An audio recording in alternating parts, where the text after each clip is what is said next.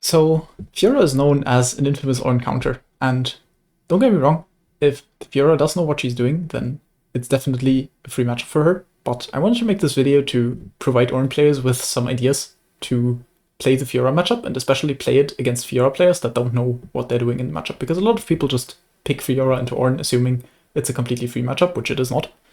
You have to know what you need to play for and what you need to be doing in order to not fall behind even to the Ornn, and yeah, let's get right into it. So if you look at this screen here, then you can already spot one thing that the Fiora did wrong. I'll give you some time to think about it, and honestly, I think it's not that hard to see that, well, evidently somehow Ornn got prey in this lane, right? So how the hell did that happen? Well, what you're supposed to do as Fiora is you have to fight the Ornn level 1 right away.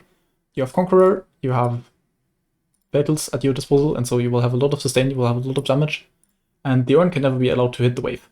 Because what happens if the Ornn is allowed to hit the wave is he will outwave Q you, because he has a Q spell that is AoE, and Fiora's main weakness as a champion is number 1, she does not have wave clear, and number 2, she is really vulnerable to minion aggro. So the way to win this matchup as Ornn is you have to try to build a big wave, and if you do that, then the Fiora will have a very hard time trading you, because every time she Qs you or auto attacks you, which is the only way she can really damage you, she will take minion damage.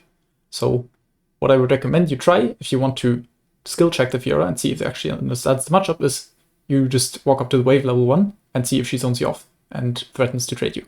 And if she doesn't, then you can actually contest the push, and as long as you don't give her too many vitals and start building up a healthy wave lead with some Qs on the wave, then you will be pretty consistently able to put yourself in a position like this random master Ornn here. I just picked up some game off of YouTube. This is not like anything crazy, and frankly, if you look for this kind of thing in Challenger, you won't really find it, because Challenger Fioras are actually good and understand how the matchup works.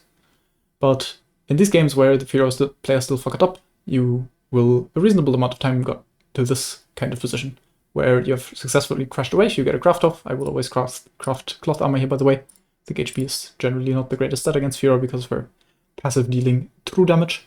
But anyway, now you're in a position where this wave is bouncing into you, and here you can actually abuse the second tip that makes Ornn pretty decent into Fiora, actually, which is you outrange her pretty hard. And I know that might sound weird because you're both melees, but you have two spells in your kit that Fiora can't really gap close through. Your Q is just a very straight, easy to hit skill shot if you aim it properly, which this guy just didn't do to illustrate the point, but you know, happens. And then your W is harder to hit, but if you time it with Fiora Q dashing into you, then you will have a pretty easy time aiming it properly and getting off the full damage, and you don't even need the auto attack, because early on Fiora is actually pretty squishy, and as you can see here, even if you just Q and W at her without proccing the brittle, she will lose quite a lot of HP. So for this to actually be lethal, you need enough mana, which means that in runes I would recommend you go Mana Flow Scorch on the new patch. This is old patch, so cookies were still an option back then, now they aren't because they don't give mana anymore.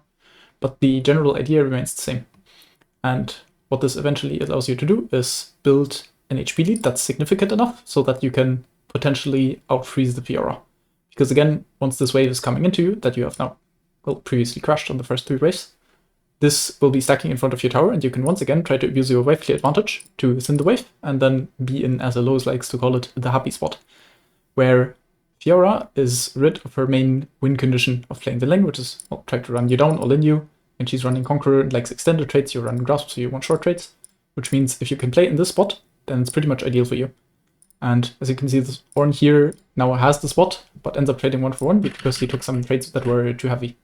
You can see here he has solid HP lead, so here he should just try to thin the wave, throw some spells, eat some cookies, and then eventually, once this wave is like 3-4 melees, or ranged rather, he can just stand in tower range at a point where the casters do not crash, but hit him, so the wave is effectively frozen and Fiora can't contest because to melee she would have to hit. So if we like roughly here, the casters could hit from here, and if Fiora wants to try to hit, she would have to go melee into tower range, so that's not possible. And at that point, the matchup becomes pretty hard for Fiora to play. So that's how I would advise you go about this. And now there's just some tips left for the post 6 and the parry side of things. So for the parry side of things, which is what makes this matchup hard for the Ornn in a lot of respects, is she has a lot of things she can parry from your kit, right? There's the W brittle, there's the E knockup, and there's also the ult knockup. But the most consistent one is the W brittle. And one thing you can try is, when there's DW on her, you can charge up your auto attack, but then actually cancel the animation and bait her W that way. And if you do it well, then you can get brittle procs even though you shouldn't. And one other tip against Vitals that I think is at this point actually pretty well known is you just stand against the wall like the Ornn is doing here. And then Fiora will never get all 4 Vital procs, which is also again assisted by Ornn standing in corner of the happy spot, right? Fiora doesn't get a lot of space to chase him down. And then once Fiora is fighting against your big wave, as she does here, you see how crazy much damage this champion takes in the early game, because she's actually really, really squishy.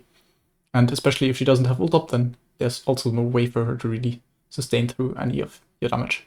So to summarize, try to skill check level 1 if you are allowed to get the push. If you don't, then no problem, just play the matchup normally. If Fiora knows what she's doing, unlucky happens. But if you do, then you can play a crash, and on the bounce, and during the crash you will be able to whittle down the Fiora slowly, in an ideal case, and then eventually you can look for solo kills by just slowly poking her down. So yeah, I hope this idea helped you.